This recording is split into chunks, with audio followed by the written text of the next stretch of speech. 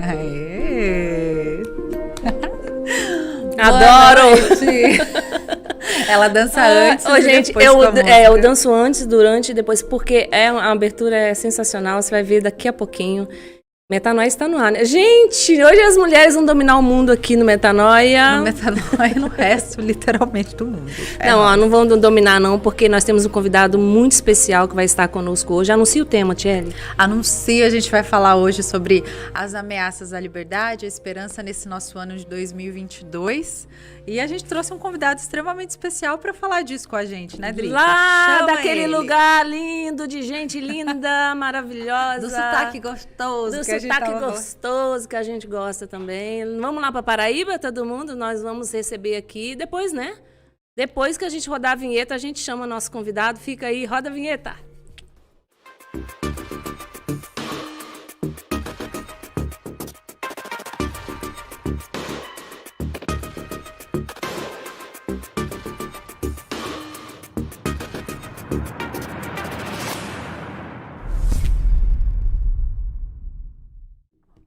Linda, não é linda? Agora sim, vamos chamar? Linda. Chama o nosso querido Pedro Augusto, direto da Paraíba. Olha, fiz assim, apareceu, coisa linda. Seja bem-vindo, Pedro. Olá, minha cara. Muito obrigado. Gente, esse é o Pedro Augusto. É uma pessoa que tem feito um bem danado, assim, apresentando para vocês. Um bem danado para o nosso país, né? Um bem danado para quem está ali colhendo os ensinamentos que ele traz para nós, mudando, fazendo uma verdadeira metanoia, não é? Nas mentes que o seguem, graças a Deus. Então, nós agradecemos a sua vida, o dom da sua vida, e obrigada por estar aqui conosco nessa noite de quarta-feira, né? Ainda bem que os jogos, não sei se esse jogo é mais tarde, ele pode estar aqui, né? Pode estar com as mulheres aqui. Obrigada por estar com a gente. Olha, hoje o Padre Douglas não está conosco, tinha um compromisso. O Fernando Nascimento está... literalmente vivendo o nascimento Exato. da filha dele, a Maria Helena. Nasceu, foi para casa hoje. Deus abençoe Fernando, Maria Helena, Vanessa, a família toda. Né? Que o Senhor conforte aí vocês. E essa alegria nova que está nascendo aí na casa de vocês agora. Então, o Metanoia ficou assim mesmo, gente, por conta das meninas e do menino paraibano, que vai falar conosco sobre esse tema. Então, assim, para a gente começar, nós vamos falar sobre liberdade, não é? E esperança. Eu acho que a gente precisa começar mesmo lá do início, que é o seguinte: se perdeu muito, vamos começar já assim. Você que está aí nos acompanhando no YouTube, pode participar, pode mandar sua pergunta, seu boa noite, dizer de onde você está falando. Se tem gente do Nordeste aí participando, não é? Fica conosco. Mas a gente começa, Pedro, fazendo o seguinte, queria que você falasse sobre isso, que é o quê? Se perdeu pelo caminho, o que é liberdade? E porque não se sabe mais o que é a liberdade, é que se acha que tudo é liberdade. Então, as pessoas têm hoje uma ideia errada de liberdade e, por isso, aceita muitas coisas que vêm com o nome de liberdade, mas que não é liberdade. Não sabe reconhecer. Queria que você começasse por aí. Podemos, não? Podemos, tá? Você que manda. Eu vou lá. Eu estou aqui em minoria, eu vou discutir com duas mulheres. É melhor não, né? Tô brincando. Chega um ponto da vida masculina que você entende seus limites. Não dá. Eis a verdadeira sabedoria, né? O homem, quando chega no ponto de não discutir com a mulher, é a verdadeira sabedoria, né? Aí ele entendeu como as coisas realmente funcionam, né? É assim que funciona. Vou usar a minha liberdade para ficar. Olha só. É uma excelente pergunta e é um excelente caminho para a gente começar a discutir isso. Veja, o grande problema, nós poderíamos colocar, da luta do bem e do mal, ele se trata sobre o campo da liberdade das criaturas. Isso sempre vai acontecer. Então, o problema da revolta angélica no céu foi um problema acerca da liberdade. O problema da queda do paraíso foi um problema acerca da liberdade. O problema da conversão é um problema de liberdade. liberdade, o problema da metanoia é um problema de liberdade, e, em última análise, o problema da salvação é um problema de liberdade. Então, nesse sentido, você falar de liberdade, no final, é você falar da possibilidade de redenção humana. Porque o amor só é possível na liberdade. Sem a existência de liberdade, você não tem como escolher livremente amar. Se você não escolhe livremente amar, meu querido, você perde um negócio chamado salvação. Então, a liberdade, ela deve ser um assunto que tem que estar na boca de todo mundo. Mais ainda, deve ser um assunto que tem que transformar-se de palavras em atitude de todo mundo. A defesa da liberdade do coração humano, na verdade, é uma defesa da conquista dos territórios divinos. Isso é um negócio que tem que ficar claro. Quer dizer, a liberdade humana não é um capricho da raça. A liberdade humana é um território que Deus conquistou ao preço de seu sangue e deve ser defendido não só pela dignidade do homem, mas pela dignidade do conquistador, que é Deus. Exatamente. Então, assim, a liberdade humana, ela tem que ser levada muitíssimo a sério. Nada pode ser colocado no caminho da liberdade humana, porque colocar obstáculos à liberdade humana, e por liberdade entende-se a liberdade para o bem, porque a liberdade que arracha para o mal, ela na verdade é uma modalidade de escravidão. Esse é o ponto, né? Mas a liberdade para o bem não pode ser fechada, não pode ter obstáculos a ela de maneira alguma. De maneira alguma. Então, na escala das prioridades, e aqui é um ponto importantíssimo para a época que nós estamos vivendo, de que vale ao homem ganhar o mundo inteiro e perder a sua alma. Na escala das prioridades, qualquer segurança mundana, ela é vil e infame se ela é feita em troca da liberdade espiritual. Então, não existe segurança ou bem material que valha a destruição da liberdade do espírito.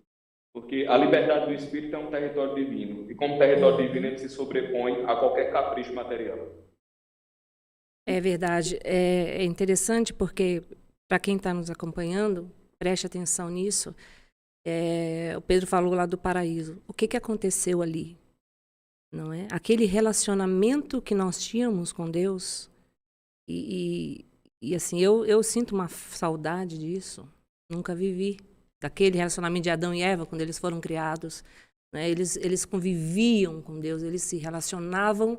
Adão conhecia os passos de Deus. Então, você vê que tinha ali uma intimidade. Quando acontece esse rompimento, o que se rompe, né? Eles não têm mais a liberdade de ter aquele livre acesso, de viver como filhos.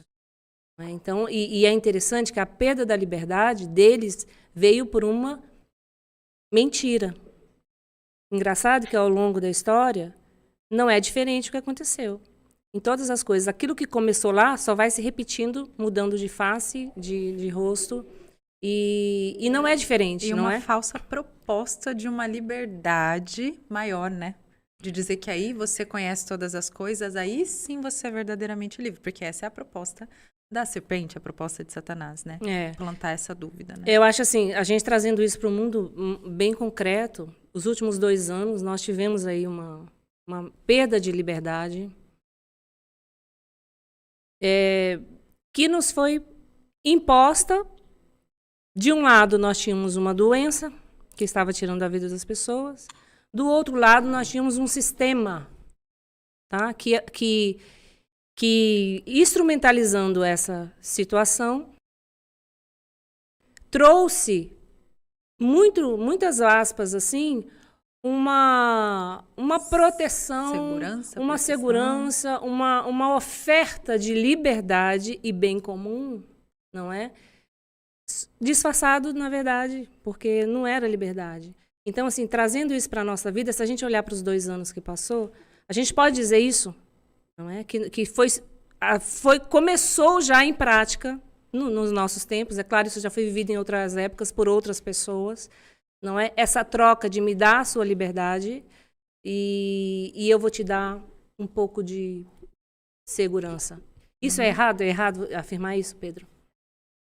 Não, não é errado afirmar, e eu quero dizer uma coisa. O tema aí, né, é esperança e tal. Eu quero começar com um ponto. A descrição do mal não é motivo de desespero, é motivo de esperança. Por quê? Porque a grandeza da libertação, ela está intimamente relacionada à grandeza do mal aparente. O que é que eu quero dizer? Quando nós estamos lá no sábado de Aleluia, a gente canta assim, ó feliz culpa de Adão. Ora, não houve dano maior à humanidade do que perder o paraíso e perder todos os dons preternaturais no começo. Mas daquilo ali resultou uma salvação muito maior que nos incorporou a Deus num nível muito superior. Basta a gente pensar que se o Cristo não perde a sua natureza humana depois da encarnação, nós temos um homem participando da Trindade. Ou seja, a natureza trinitária de Deus agora tem uma natureza humana. Então, não é exagero dizer, ó feliz culpa de Adão. Sim. Então, quando a gente descreve um mal, a gente não pode, de maneira alguma, pelo tamanho do mal descrito, desesperar-se. Mas, pelo contrário, quanto maior o mal, mais abundância de graça para vencê-lo. Então, toda vez que a gente falar de uma coisa muito ruim, se a gente se impressionar com o tamanho do mal, a gente já sucumbiu ao mal. Isso é importante dizer. Impressionar-se com a força do mal já é submeter-se a ele. Muito do que eu acho da dificuldade das pessoas de encararem o que está acontecendo é porque elas não conseguem olhar o mal de frente. Elas não conseguem olhar a coisa e dizer assim, rapaz, quer dizer que fizeram tudo isso? Fizeram tudo isso. Mas é tão doloroso, por exemplo, aceitar que foi enganado. É tão doloroso aceitar que perdeu seu emprego. É tão doloroso aceitar que pessoas que você amava podiam ter sido salvas. Que é preferível você não olhar o tamanho do mal. E para um católico, isso é uma tolice. Porque o tamanho do mal, por maior que seja, ele só está denunciando o tamanho da sua queda. Então, eu quis fazer esse preâmbulo aqui, porque certamente a gente vai começar a falar das misérias. Né? E cada miséria falada é um reforço da esperança. Não é uma justificativa para o desespero, nem para a cegueira. É o que Cristo fez, né? Ele pegou o mal e Jesus fez isso. Exatamente. Ali no Horto das Oliveiras, de forma mais pontual. Ele encarou o mal de frente, falou, é tudo isso aí que eu vou viver. Eu vou morrer, eu vou sofrer, isso está lá no Antigo Testamento, aquilo que ele viveu. Ele encarou o mal, ele venceu a morte, mal maior, né? Venceu a morte para nos dar um bem maior. Cristo foi o primeiro a fazer isso. E aí, Pedro, né? Eu tirei o áudio, ver se ficou melhor sem o... Nossa, ficou, tá bem. O pessoal tá pedindo aqui até para arrumar mesmo. Não, já aumentou a voz, já tá bem. Aqui já pra aumentou. gente já tá melhor. Ficou. O pessoal aí de casa dá um ok. Agora o seu sotaque tá chegando assim com mais clareza. Dá pra gente ouvir. Coisa boa. Olha só.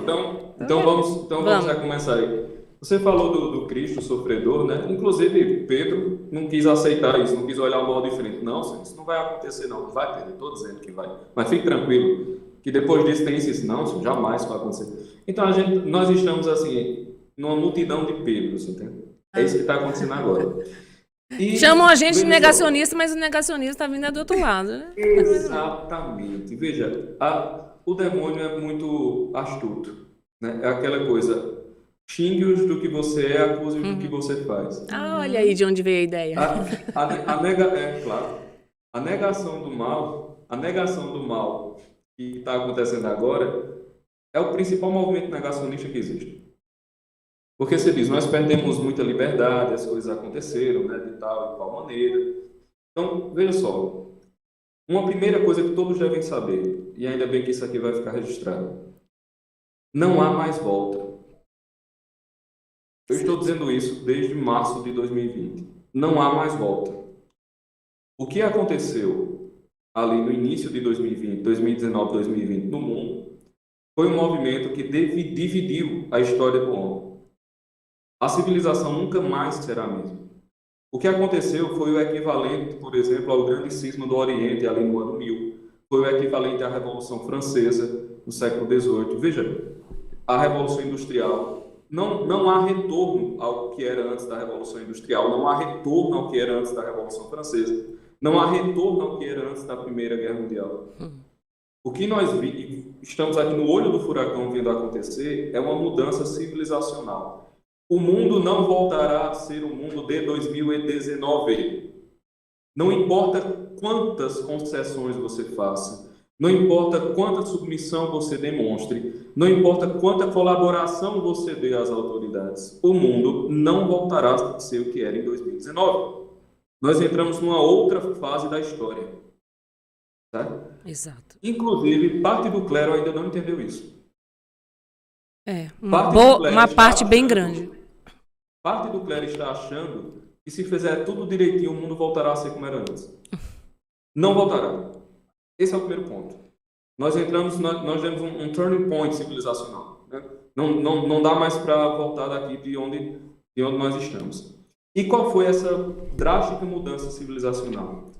Essa drástica mudança foi o seguinte: se agora você tem uma justificativa em escala global para dividir as pessoas entre puras e impuras a partir de um cadastro biológico de saúde, você conseguiu, pelos meios mais democráticos que nossa civilização moderna pode ter, uma coisa que o nazismo só conseguiu durante alguns anos, que é a separação social entre puros e impuros a partir de suas características biológicas.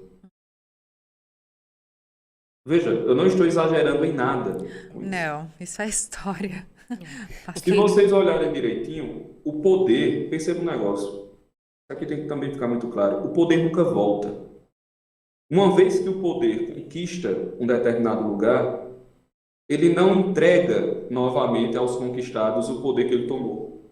Isso significa dizer que o poder das corporações, o poder dos governos, o poder das autoridades civis e militares sobre o indivíduo, ele não é restituído ao indivíduo. Com muito custo, vez por outra, ele é retomado por um conjunto de indivíduos, a custo de muito sangue. Mas ele não é dado de volta. A tendência do poder é sempre aumentar.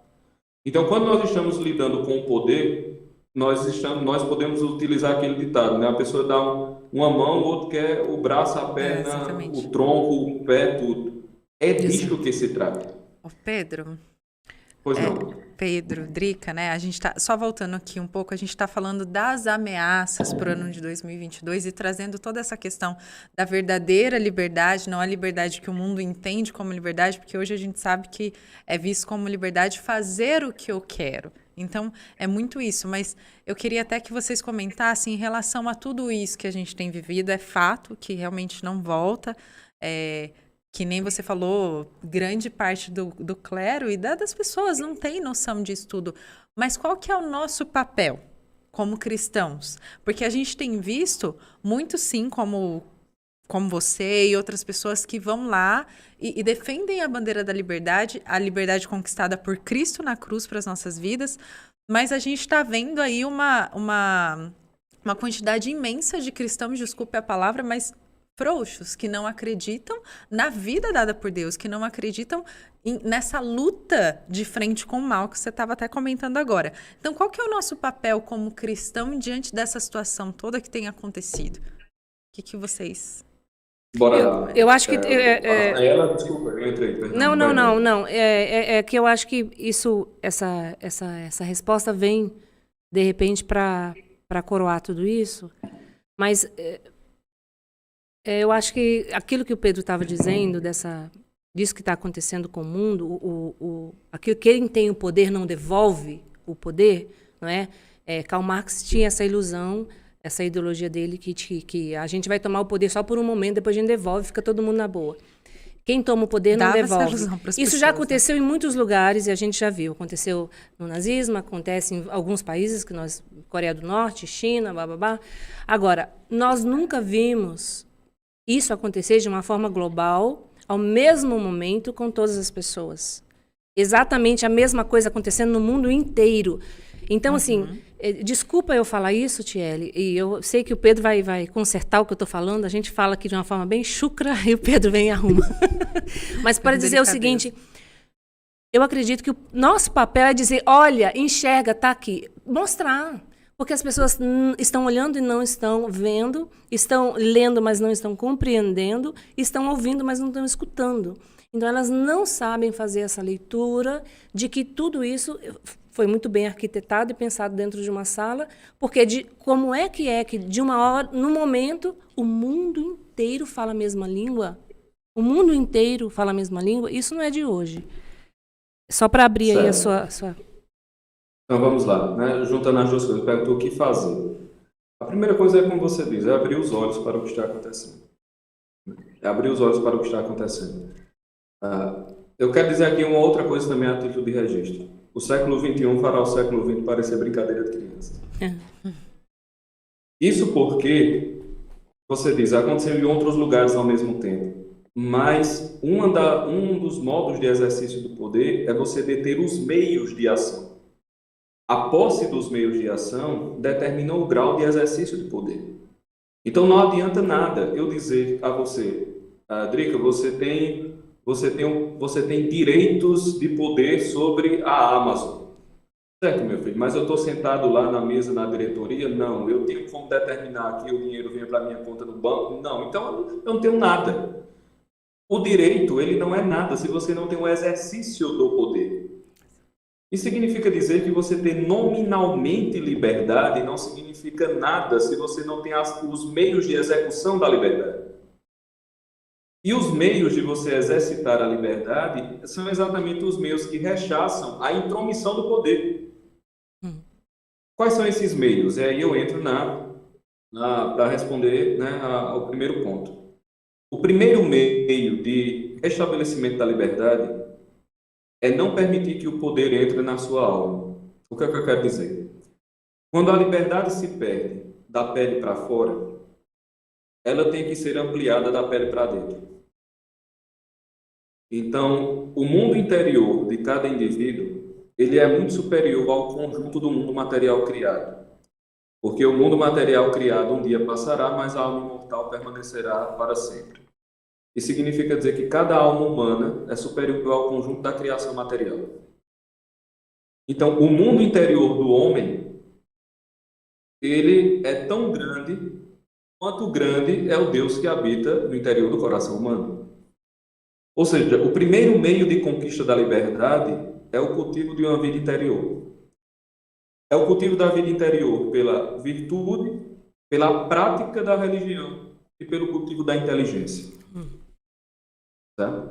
Então, se você continuar teimando em não ficar mais inteligente, e por inteligente eu não quero dizer ter títulos acadêmicos, eu acho que já está aqui comprovado para qualquer pessoa que frequentou meio período em meia universidade, que um título acadêmico não necessariamente significa capacidade cognitiva. Né?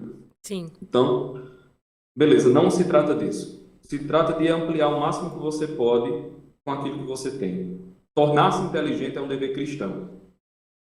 Porque cada talento que nós recebemos, nós vamos ser cobrados por ele. Então, se você receber um QI 12 e não tentou fazer o máximo que você podia com seu QI 12, você será cobrado por isso.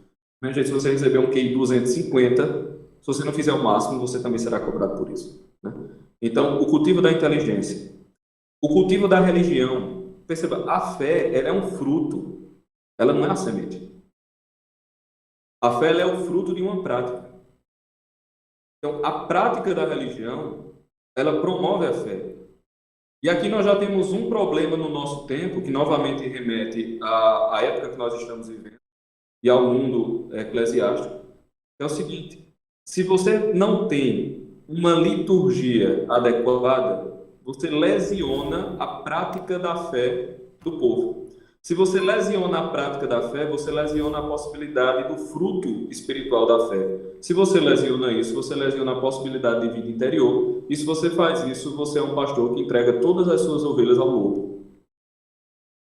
Sim. Então, perceba, nós estamos falando de um problema sanitário.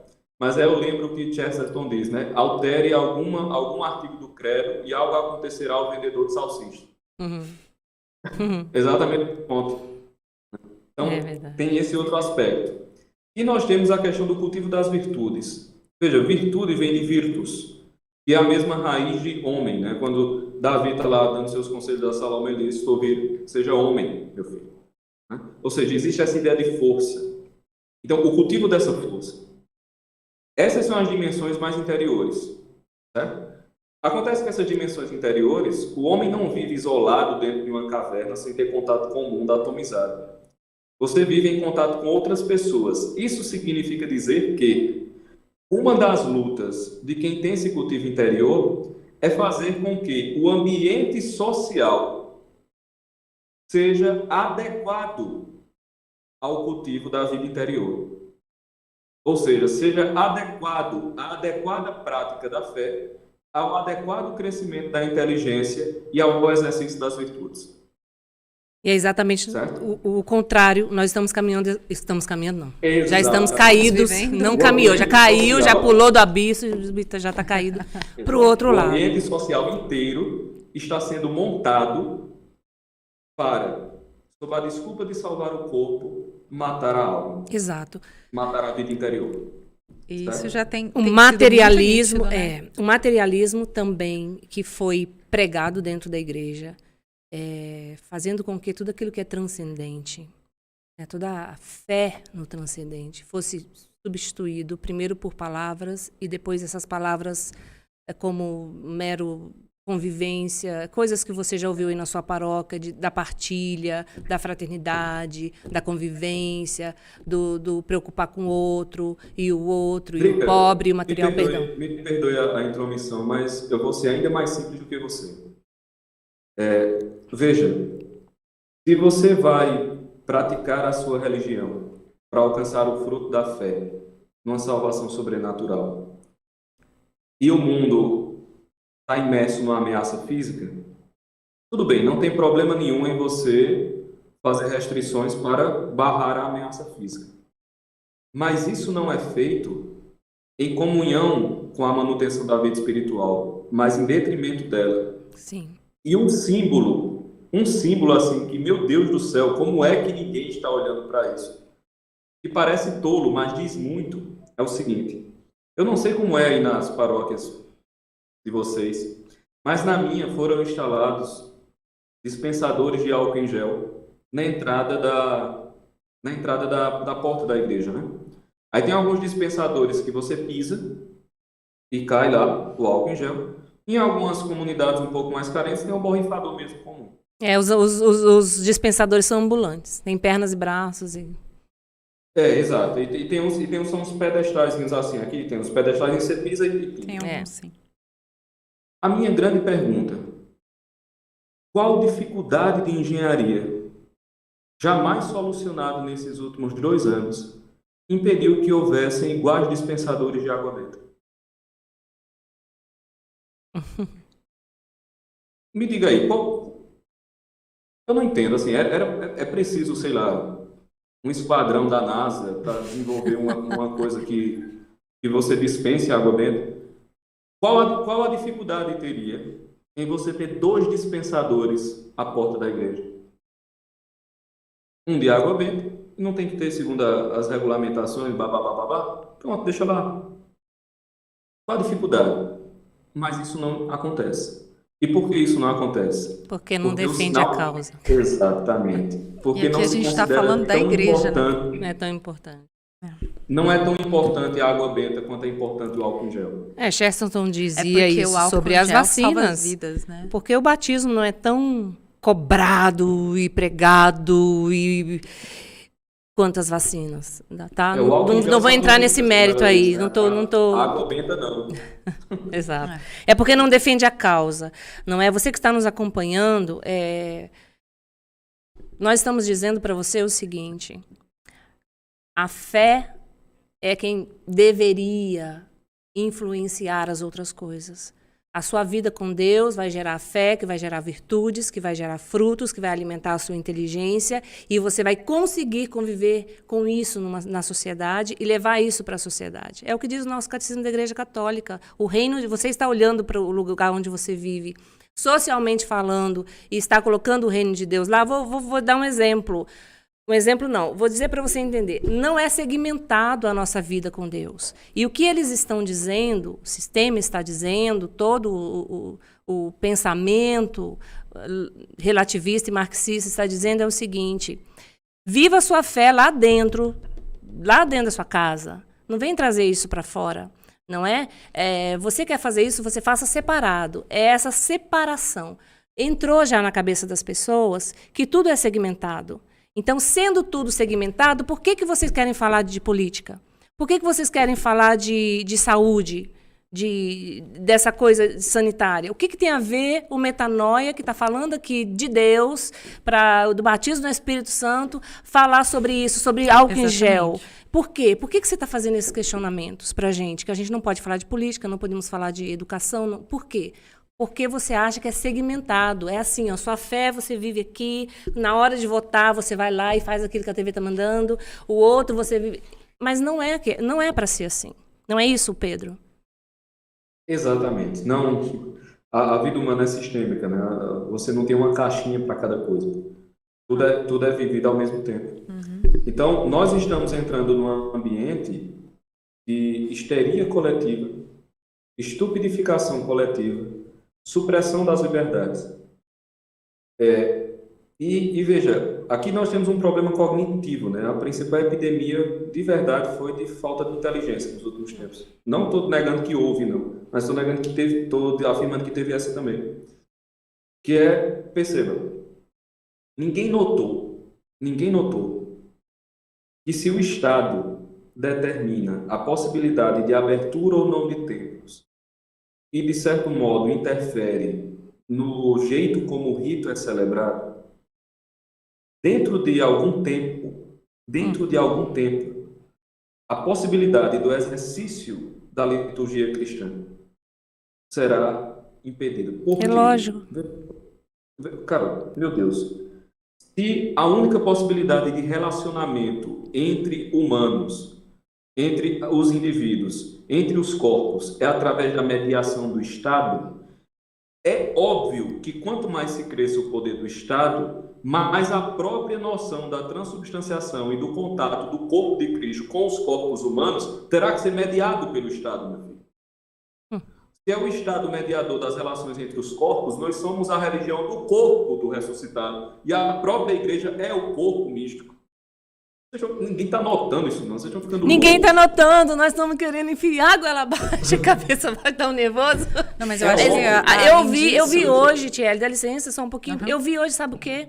O bispo, nem sei de que lugar que é, graças a Deus que eu esqueci do lugar, dizendo o seguinte: padres, ministros da Eucaristia e qualquer pessoa da igreja apta a fazer a distribuição eucarística estão proibidos se não tiverem de acordo com as exigências sanitárias. Então, eles começam a mexer no rito, depois mexem no que vocês... Fazer a pergunta fundamental. Essa exigência barra transmissão? Não. Então, por definição... Eis a pergunta mais importante. É aí que está a questão. Não é barrar a transmissão. Veja, existe uma lei de ciência política que é o seguinte: não importa o objetivo nominal da medida, importa os resultados imediatos que aquela medida trará.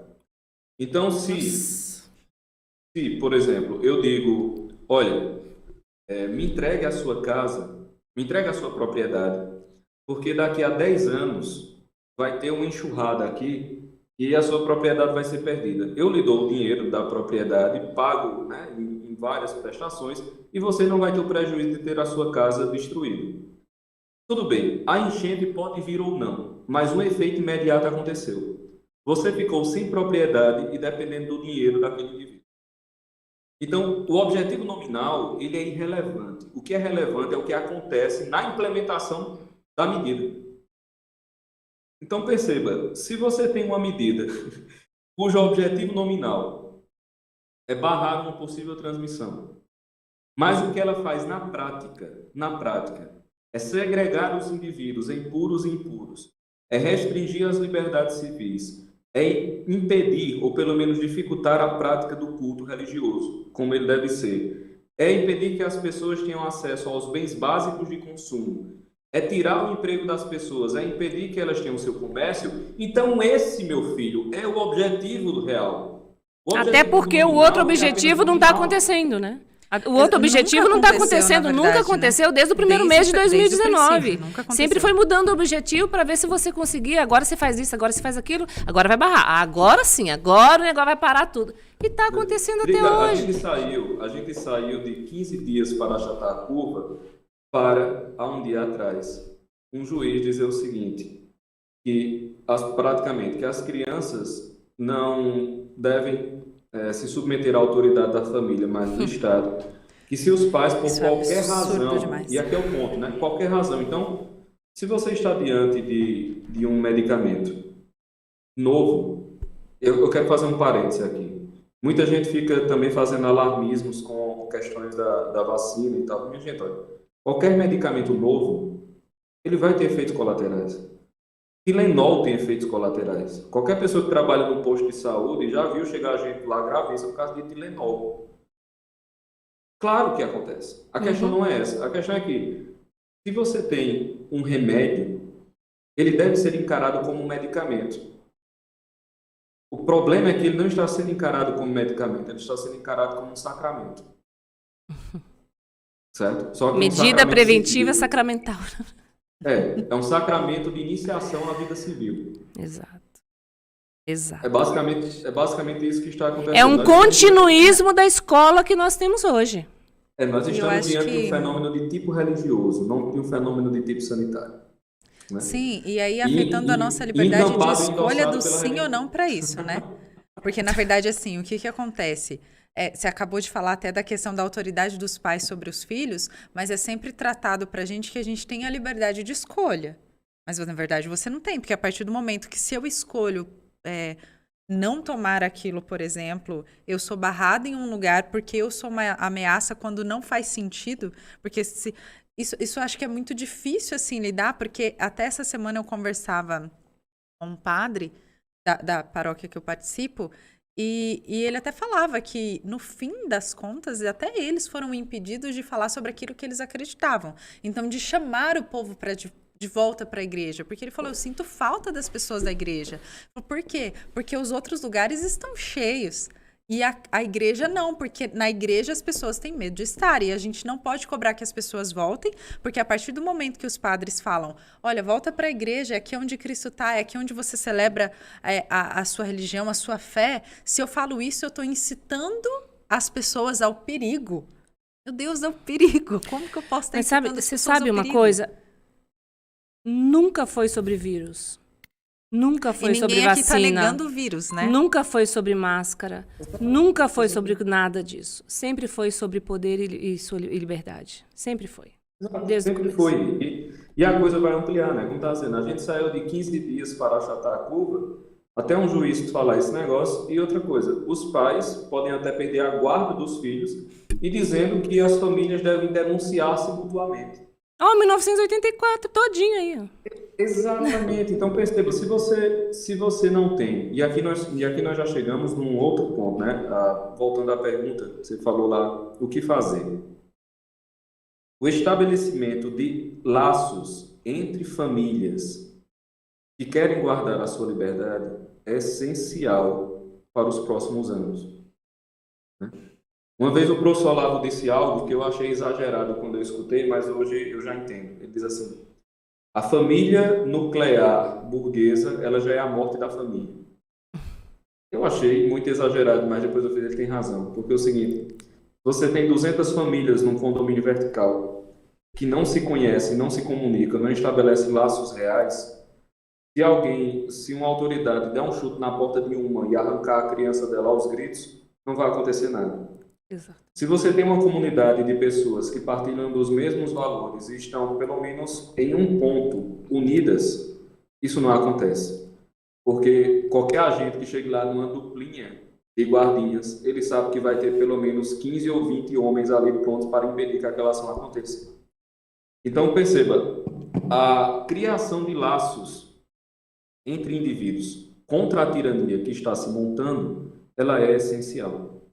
Um outro problema que nós estamos enfrentando aqui, já que estamos falando dessa questão clerical, o lugar de costurar essas relações deveria ser a paróquia.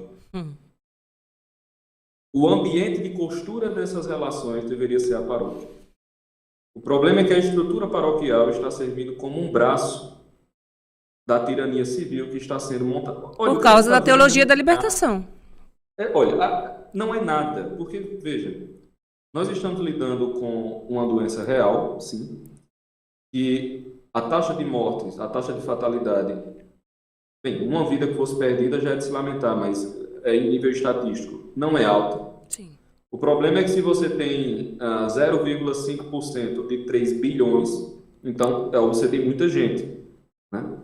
Mas peguemos a minha faixa etária mesmo. A sobrevivência é de 99,9%. Então, né? Agora... A questão é a propaganda. Agora imagine se daqui a 5 anos você tiver uma doença com uma letalidade real de 5% ou 6%. Tudo o que aconteceu agora, eu não estou preocupado tanto com o que está acontecendo agora, porque eu sei que o que vai acontecer agora vai passar por 1, 2, 3 anos, em algum momento. Até porque o dinheiro precisa ser feito e o dinheiro precisa continuar circulando, né? Então, em algum momento isso vai passar. Só que isso não vai passar para sempre. Por quê? Porque a instrumentalização de todos os meios e a submissão psicológica de nações inteiras já foi feito. Então, se com uma doença cuja taxa de sobrevivência vai para 99,9%, as autoridades civis já estão falando em denúncia de seus vizinhos, de tomar a guarda das crianças, e as pessoas estão achando isso normal. Imagina o que não aconteceria se nós tivéssemos, de fato, um agente patológico aí que a letalidade subisse 2 ou 3% daqui a hoje. Exatamente. Meu filho, seu vizinho, ia lhe pendurar pela pele na porta para esperar a polícia chegar. Exato. Tá entendendo? Sim. Isso só não vai acontecer. Também. Isso só não vai acontecer se você tiver comunidades de pessoas unidas por laços ou consanguíneos mesmo, né? Aí a gente entende o mundo feudal, né? O mundo caótico que estava lá fora, e simplesmente você tem elementos ali que famílias se unem, pessoas se juntam e criam ali a sua própria rede de segurança. Nós não estamos tão diferentes, né, desse mundo. Só tem um fato, né? Eu escutei algumas coisas. Se você fuja das cidades, o problema é que se no século XII você ia 50 quilômetros para fora da cidade, você estava isolado. Se você anda 50 quilômetros para fora de qualquer centro urbano, isso é vencido no intervalo de 3 minutos com um drone. Exato. Então, assim, a coisa subiu do nível, entendeu? Não tem mais isso. Não. A coisa subiu no nível. E aqui eu não vou nem entrar nos fatores da quarta revolução industrial que vai acontecer na próxima década. Tem aqui uma bibliografia bem interessante sobre isso. Mas veja, o que é que eu quero dizer? De coração, é o seguinte: ou o clero percebe o que está acontecendo, ou está lançando todas as ovelhas à boca dos lobos, beleza? Naturalmente, ninguém precisa esperar, né, pela consciência dos nossos sacerdotes. Essa rede de proteção familiar pode ser feita, por óbvio, espontaneamente. Leigos, né? Eu acho que essa é uma questão importante também. Vamos usar, né, uma questão. Veja que curioso, o Espírito Santo é maravilhoso mesmo.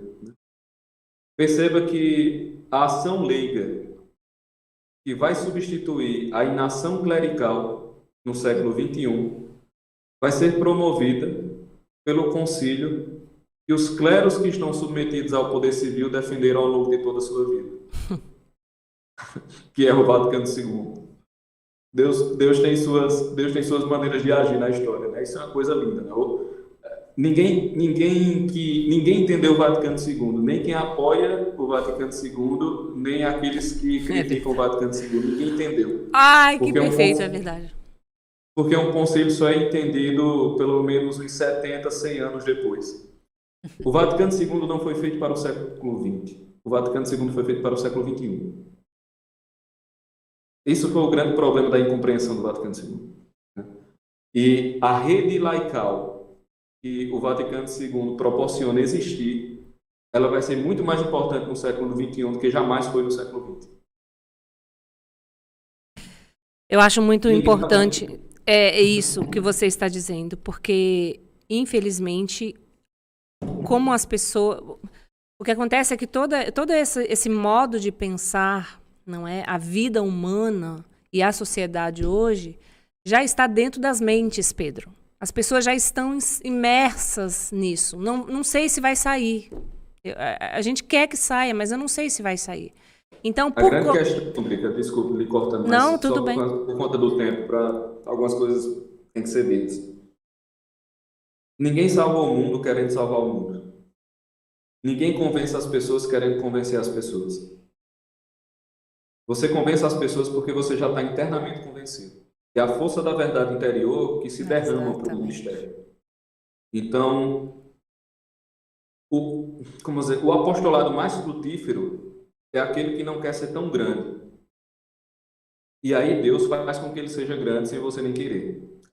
Então, às vezes, a tentativa de convencimento de uma grande massa, ela é menos frutífera do que você enraizar-se naquilo que você acredita e falar aquilo que você acredita para quem quer que queira escutar. O convencimento, ele se dá muito mais por um testemunho apaixonado do que por um convencimento meramente intelectual. Entende? Sobretudo quando nós estamos lidando com um fenômeno de tipo religioso. Porque a pessoa entende o raciocínio lógico que você está apresentando como imposição de força. Exato. De força física. Ela acha que você está impondo força a ela, quando na verdade você está apresentando fatos. Um negócio muito louco. Mas acho que traz também até pelo próprio medo, né? Pois não.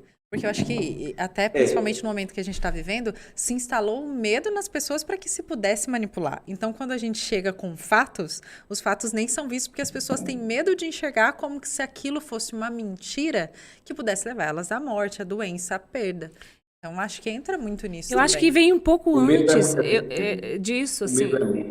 Eu acho que... E o governo sabe disso. Ele sabe, sabe, mas eu acho que essas pessoas, quando é anunciado essa questão do medo, a pessoa ela já aceita, porque a mente já está pronta para isso. Uhum. Isso começou na escola, então foi vindo... Isso começou exatamente isso que você está falando, porque eu já tornei uma sociedade mais fraca, estruturalmente mais fraca, mentalmente, emocionalmente mais fraca.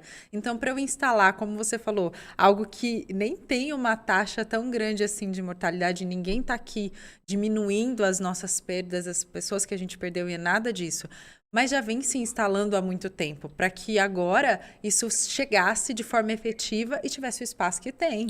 É muito, muito claro, né? Mas uma coisa que só no cenário futuro, sabe quem estará votando daqui a 4 anos?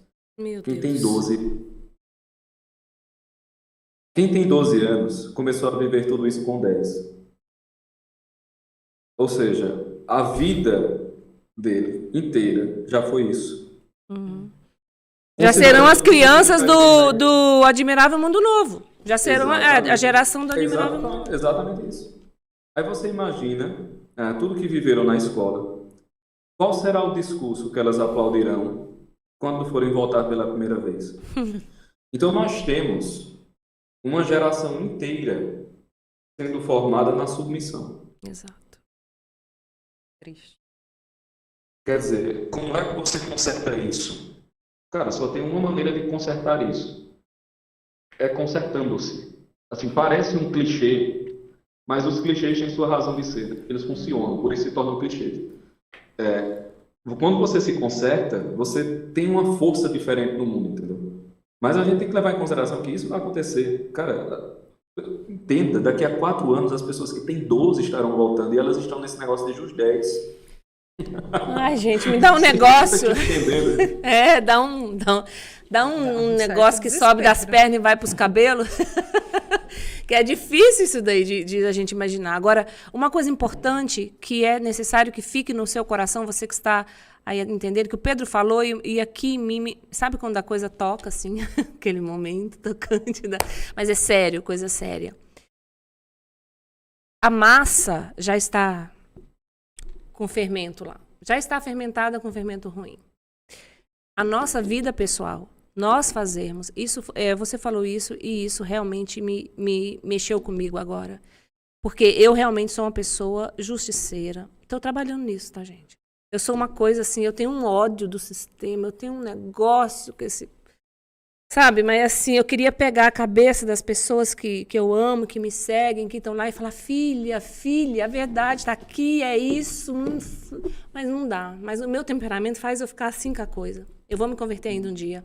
Mas então, já que isso não é possível, vamos pensar em nós. Na nossa vida virtuosa, na nossa busca sincera, na nossa verdade diante de Deus, daquilo de um cristianismo real, vivido, sem nhenhenhê, flu, sentimento, romantismo, porque isso também não existe.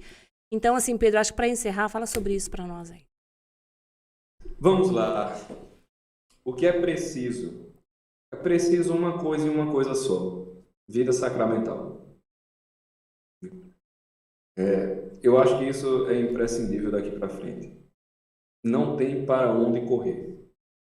Você vai, comunga, se confessa, comunga, faz suas práticas de piedade e ponto final.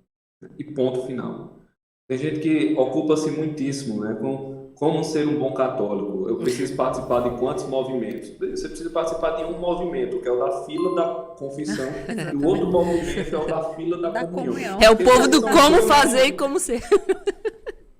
Assim, só são esses dois movimentos que você já sabe desde criança. Você anda até, assim, não precisa mais movimento. Só vive bem o seu batismo que você está vivendo. Pronto, acabou. Assim, infelizmente, nem isso as pessoas sabem mais, porque os sacramentos estão sendo tolhidos por causa do sistema. A pessoa não consegue mais chegar nem aos sacramentos, nem viver. Não sabe nem o que é uma liturgia bem celebrada. A pessoa não sabe o que é uma liturgia bem celebrada. Quando vai numa missa bem celebrada, numa liturgia devota, a pessoa fala, que esquisito isso, né, gente? Não tem palmas, nem música, nem bateria. Mas é que a pessoa acha esquisito, mas o percentual das que gostam é estranho, diferente, né? Gostei. É muito maior. Muito, mas muito maior. Então, assim, ter vida sacramental me parece essencial. E outra coisa, por Deus, por piedade, né? Não se apegue à mídia mainstream. Por quê? Veja só, em um ambiente onde você não tem concorrência jornalística, você não tem difusão de notícias, você tem modelagem de comportamento. Quando você tem concorrência jornalística, acontece que sobre um mesmo fato, vários jornais estão tentando dar uma notícia que o outro não deu. De tal modo que se você compor ali os 5 ou 6 principais jornais que vão tratar daquela notícia, você vai ter, né, várias facetas e vai ter mais ou menos o que aconteceu de verdade. Sim. No ambiente de uniformidade jornalística, você não está recebendo um fato. Você está recebendo uma ausência de fatos. Uma propaganda. Então, exato, o seu pensamento ele não é modelado pelo que houve, ele é modelado pela ausência do que você deveria saber. Nós estamos, a mídia ocidental, pelo menos há uns 50 anos, ela vem caminhando para a uniformidade. Perceba, antigamente, e vocês que estão mais nesse meio, sabem disso, um furo jornalístico era uma coisa importantíssima. Hoje, cada um queria dar o seu, né? Queria contar a versão que viu lá e que era. Exatamente. O jornal hoje, ele tanto mais crédito tem, quanto mais similar ao consórcio de jornais que ele participa, ele for. Então você tem hoje um negócio chamado consórcio de notícias. Isso assim, ninguém está vendo que esse pessoal está fazendo isso à luz do dia. Eles estão à luz do dia, assim, entendeu? Sem esconder o rosto, falando em consórcio de notícias. Como é que isso é possível, meu filho?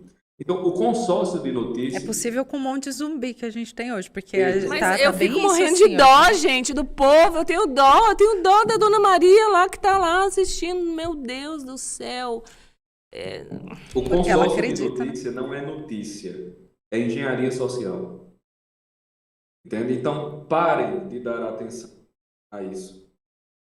E um último ponto, tão polêmico quanto, mas eu vou dizer... Quando você vai ao médico, você vai fazer uma consulta. Ou seja, você vai ouvir um conselho. Por isso que o nome é consulta. Cabe a você tomar o conselho ou não. Se eu dou um conselho que tem que ser seguido, ele não é um conselho, ele é uma lei. Então eu tenho que dar o conselho junto com a força policial, para que você siga o meu conselho. Então, se você está numa consulta, meu querido, você está recebendo um conselho. Trate como um conselho, não como um mandamento divino. Certo? A medicalização da vida social acontece porque a ciência, simbolizada pelo médico, virou o sucedante do poder sacerdotal no mundo moderno. É a nova religião. É a nova religião. Então, assim, trate as pessoas como pessoas. Jornalistas não são divinos, nem médicos são divinos. Não possuem a verdade absoluta, porque tem muita gente que Exatamente. acaba achando isso, né? Então, como se eu possuísse mesmo. esse seria um dos últimos conselhos que eu dou. É isso, gente. Você, se tiver coragem, você que está nos assistindo aqui, eu não sei se ficou claro para você, se confundiu mais ainda a sua cabeça, mas pega aquilo que você ouviu, que entrou por aí, te deixou questionando e vai atrás um pouquinho mais. Exatamente. Vai, pesquise um pouquinho mais. É para isso que serve. As lives não vão definir o mundo, nem a sua vida aqui. É 1 hora de conversa, não é? A gente não se conhece, não convive, então a gente vai falando aquilo que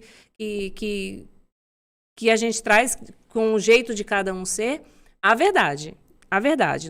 Nada que nós falamos aqui está fora da verdade. Agora, busque você, porque assim, ó, não é para te convencer, mas para, de repente, fazer você... então tá, então vou ver se isso é verdade mesmo. Tudo bem, exatamente. Vai atrás. Não liga o jornal de manhãzinha, escuta aquilo tudo lá e sai para sua vida, para o seu trabalho, como a Bíblia, né? A Bíblia que vai te guiar. Não. Se você tiver coragem, desligue a grande mídia, comece a ler outras coisas, a ver outras coisas, comece a questionar, não é?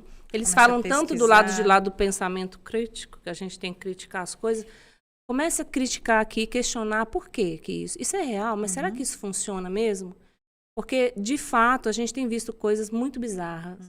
Né? Uma pessoa sozinha no carro, todo fechado, usando máscara, por exemplo. Eu estou dando exemplos assim, você usa o que você quiser, o nariz é seu, o oxigênio é do seu cérebro, o cérebro é seu.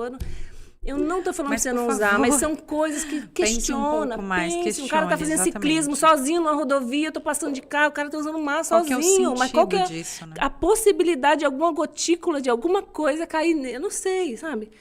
Questione, né? A gente está jogando isso. E o que você falou aí? Não, eu fiquei com muita dúvida.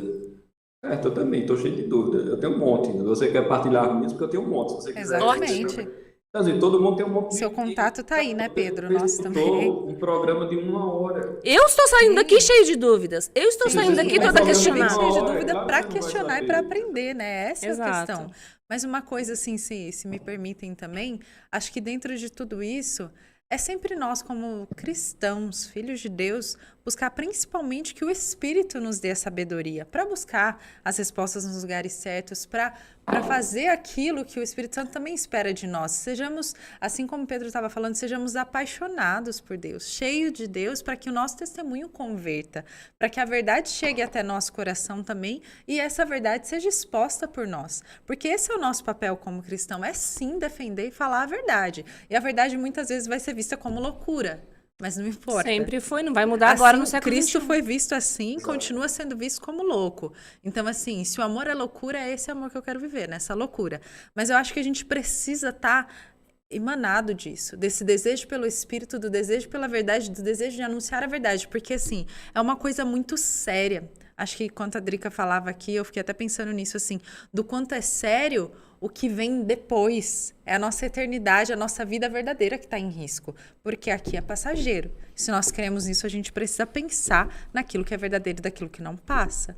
E precisa estar aí o nosso foco, né? Faz isso. Questiona, seja sincero, para com esse negócio de cristianismo romântico, que não tem romance em ser cristão, não. O negócio aqui é ralo mesmo, é difícil, mas é gostoso, é prazer, nós vamos pro céu. Mas aqui na Terra, não se apega às coisas materiais. Pedro, querido, muito obrigada pelo seu tempo, pela sua inteligência, por você ter se aberto à verdade, humildemente se rendido a ela. Pela sua missão. Pela sua missão. Se dá, né? Não, eu falo até isso para você, seja pelo menos humilde de procurar a verdade. Exatamente. Muito obrigada. Não para você, Pedro, mas para quem está nos acompanhando. Para mim também. Para todos nós, né? Porque nós precisamos disso, sim. Mas foi uma alegria ter você aqui com a gente, viu? Eu que agradeço mesmo. Prazerzão. Precisando é só dar o toque, a gente desenrola. Opa, Deus abençoe com certeza. você, Deus abençoe sua sua casa, missão, sua viu? Sua luta, cada um de nós. Vai ver o jogo agora! Deus te abençoe. Obrigada por estar aqui com a gente. Gente, hoje é meu último dia de metanoia do ano. É o seguinte, gente. Ó, eu vou ter que falar aqui, né? Vai. Minha última metanoia, minha última live é aqui. Porque, de fato, eu estou tomando outros caminhos. Pelo menos. Não é? A gente senta, Jesus falou assim, senta, faz as contas, tarará, e eu e minha família, a gente está tomando outros caminhos aí para a nossa vida. E é isso, eu estou feliz. Obrigada por vocês terem participado da minha vida todo esse tempo. Eu estou falando aqui para o pessoal do Brasil Cristão, né? Que já acompanhava a gente, que está aqui. Conhece porque o pessoal dos outros programas aqui provavelmente não estão aqui nos acompanhando neste momento. Mas é isso. Foi um grande prazer ter o Pedro aqui nesta noite. Para mim foi assim, obrigado, presente de Deus, o último pra com ele. Para mim também, uma honra ter vocês aqui comigo, gente, uma grande alegria. Obrigada, viu, Tiele? Segue o barco, porque o negócio vai ficar feio. Só vou te dizer uma coisa. Você tá achando que tá ruim? Vai piorar mesmo. Pior. Vão escolher até o que você vai assistir, o que você vai comprar no mercado. Mas, ó, essa é a minha mensagem. Escolhamos a Cristo, Essa é a minha mensagem de esperança. Mensagem de esperança. Mas a nossa mensagem de esperança... Ué, mas o Pedro disse o seguinte, deixa eu ressaltar isso aqui antes da gente sair do ar, por favor, Anne. Não corta a gente ainda. Que venha o que tem que vir, que vai ser mal, porque significa que o bem maior está chegando. Exatamente. E um conselho de São Paulo, né? Alegrai-vos sempre no Senhor. E alegrai-vos... São Paulo falou isso com chibatada nas costas, com dor, não estava feliz, não. Então, alegrai-vos sempre no Senhor. Essa é a nossa missão como cristão. Então, tá difícil? Alegrai-vos no Senhor. Obrigada, Metanoia. Obrigada, gente, por estar aqui com a gente nessa noite. Que Deus abençoe você, sua vida. Deus te abençoe, Pedro, Drica. E até a próxima semana. Cuidado com quem você vai votar em 2022. Pronto, falei. Até mais. Podia sem essa, né? Boa noite, gente. Fica com Deus.